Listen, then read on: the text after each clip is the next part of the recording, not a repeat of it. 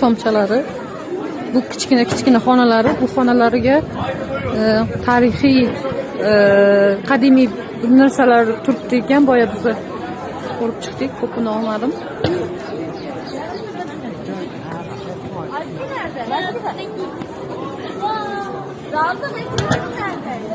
Tahorat oladigan joy. Bu yerda haligacha namoz o'qishadi. Bu yerga namoz o'qisa bo'ladi. Ha, anitiga bu yerda aytdim, namoz o'qisa bo'ladi. Mana odamlar tahorat olyapti bu yerda.